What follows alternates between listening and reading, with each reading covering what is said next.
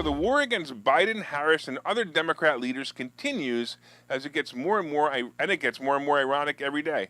Have you heard about this war? You know, the war where the border states are trying to keep illegal migrants from crossing the border to enter the country as president and vice president continue to say there's no problem at the border?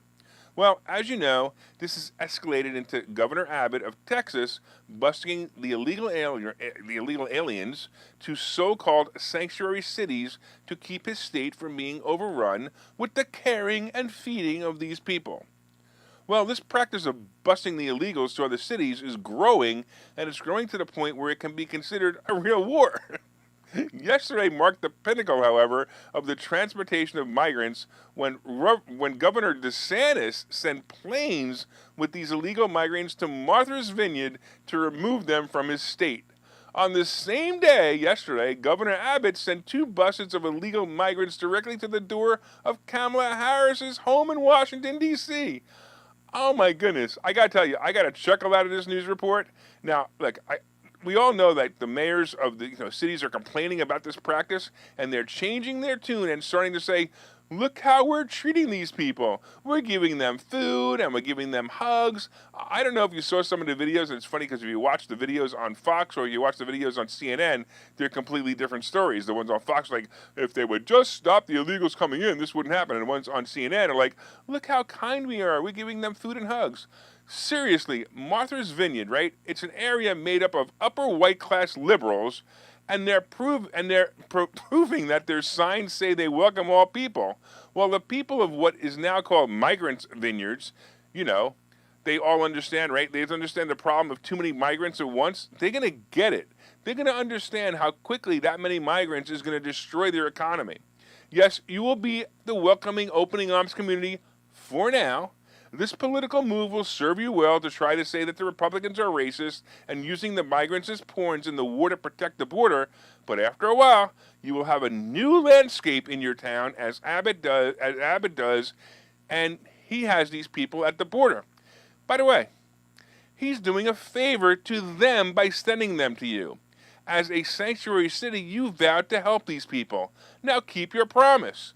On the other hand, at least your lawns will all be mowed and your sidewalks will be clean and clear of snow, and it'll cost less. I'm actually looking forward to this practice continuing, not just for comedic value, but most importantly because these illegal aliens now have more warm places to live in a city that welcomes them. Yeah, right. So what is Biden's solution to the problem? Wait till you hear this. Biden actually barked the following words in an interview over this, right? He said, instead of working on us with solutions, Republicans are playing politics with human beings, using them as props. What they're doing is simply wrong. It's un-American. It's reckless. We have a process in place to manage migrants at the border. We're working on making sure it's safe and orderly and humane. Republican officials should not interfere with that process and wage these political stunts. What? Is he crazy? We have a process? The process should be turn them around and send them back home. Wait till you hear the next thing he said.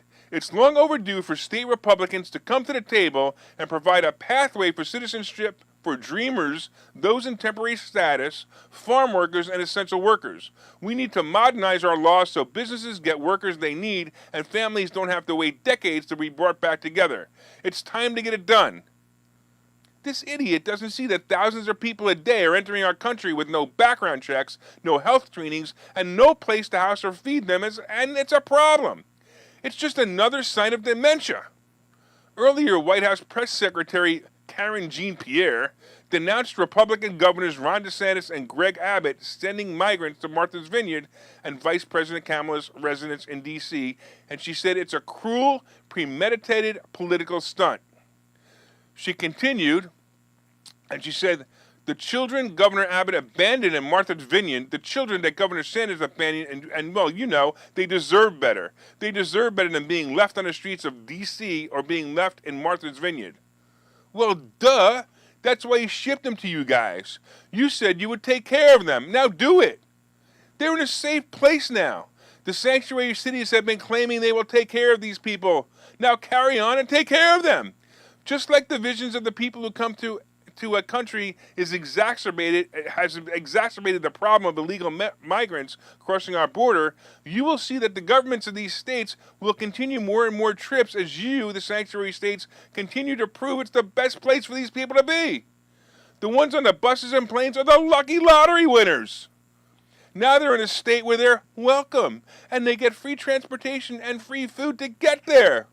Soon someone, maybe someone in Fox News, will interview the busted illegal migrants and say how grateful they are to have been chosen. I mean, if 1,000 people are coming across the border a day and these buses are only filled with 50 people, they have definitely been chosen to be the lucky ones being driven or flown from the cages that Obama erected to house these people in Texas. And now they go to beautiful places like Martha's Vineyard or Kamala Harris's house. Come on, that's fantastic. Let's give credit to Abbott and DeSantis for being so kind.